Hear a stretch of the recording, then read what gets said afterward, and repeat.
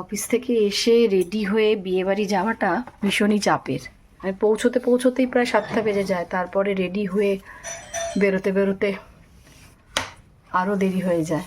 যাই হোক, তাড়াতাড়ি করে ঝটপট রেডি হচ্ছি। শ্রেয়ানের বাবা এই এলো, লিওকে এখন দিতে যাবে যেখানে লিও থাকে, কারণ আমরা আবার রাত্রিবেলায় ফিরে আসব, তখন লিওকে নিয়ে আসব।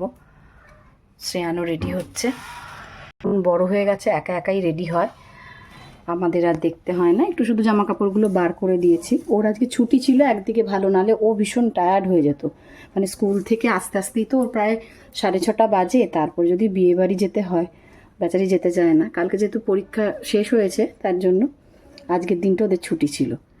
তো আমি ঝটপট করে রেডি হয়ে নিই, তারপরে বেরোনোর আগে তোমাদের দেখাচ্ছি কেমন আমরা সব ড্রেস করলাম। ঘুরু ঘুরু করে এসো। Tata tata. আরে আমি তো পড়ে যাবো। ওরে বাবা কি তারা!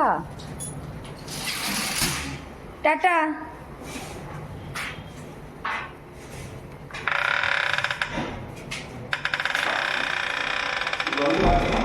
হ্যাঁ, জলের বাটি দিয়েছি, আর ওখানে বলে বিস্কুট আছে, ট্রিট আছে।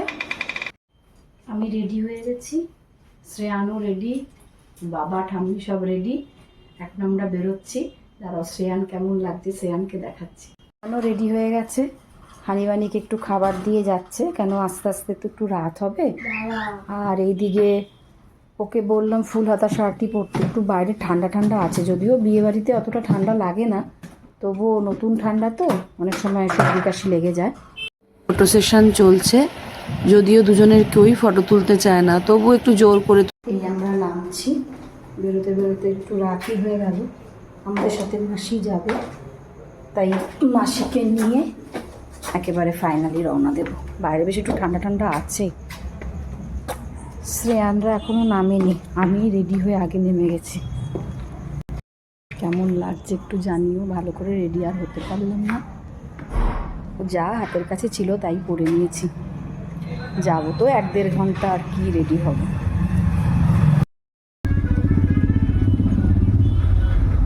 আমি মিতুলকে বললাম একটা কথাও বলিস না, একদম পাশে ঘুমা। পৌঁছলাম, পুরো কলকাতা ঘুরে আসলাম, কত গলি গালা পেরিয়ে তারপরে এসে পৌঁছলাম। বিয়ে বাড়িতে আত্মীয়রা সবাই চলেই এসেছে, আমরাই সবার লাস্টে। যদিও সবাই জানে আমরা অফিস থেকে আসবো, একটু রাত হবেই। ওপরে সবার সাথে দেখা করে এই আমরা একটু নিচে এলাম স্টার্টার কাউন্টারে। শ্রেয়ান স্টার্টার খেতেই বেশি ভালোবাসে, ও স্টার্টার খাওয়ার পরে আর সেরকম কিছু খেতে চায় না। আর শ্রেয়ান কেন, এটা মনে হয় সব বাচ্চাদেরই, স্টার্টার পেলে ওখানেই যা খাবার খেয়ে নেয়। এরপরে আবার কনে যাত্রীরা আসবে, তার জন্য আমরা একটু ওয়েট করছিলাম। কনে যাত্রীরা উঠে গেলে তারপরে গিয়ে আমরা বসে পড়বো, কেননা ফিরতে ফিরতে রাত হয়ে যাবে। আবার লিওকে নিতে হবে লিওর বাড়ির থেকে, বেশি রাত হয়ে গেলে তাহলে আবার কালকে আনতে হবে, সেজন্য দেরি না করে আমরা বসে।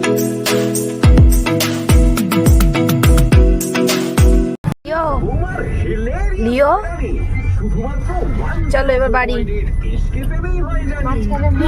ও লিও, দেখি দেখি মুখটা দেখি। তুমি কি দাদার কোলে বসেছো? লিওলা চলো বাড়িতে গিয়ে এবার ঘুমো ঘুমো। হ্যাঁ, খাওয়া দাওয়া কমপ্লিট, ঘুমোচ্ছিল তো, আধ ঘুমে নিয়ে আসতে হলো।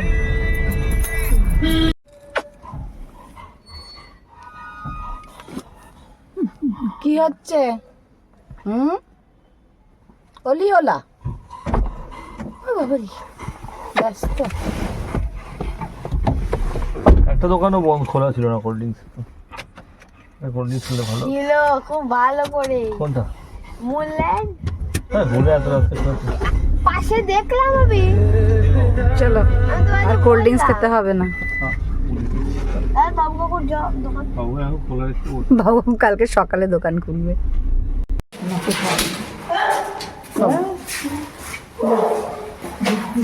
কি কাদের বাড়ি এসছো? কোথায় এসেছো? কারা উঠছে? কারা? তুমি বাড়িতে চলে এসছো? বাড়িতে?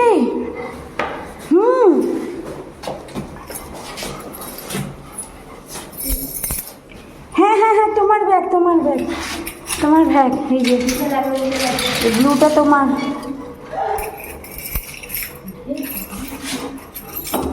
ফিরে এসছি, 11টা বাজে, লিওকে সাথে নিয়ে ফিরে এসছি। এরপরে কালকে আবার সেই স্কুল অফিস রোজকার জীবন। সবাই ভালো থেকো, সুস্থ থেকো। আজকে এখানেই শেষ করছি, টাটা।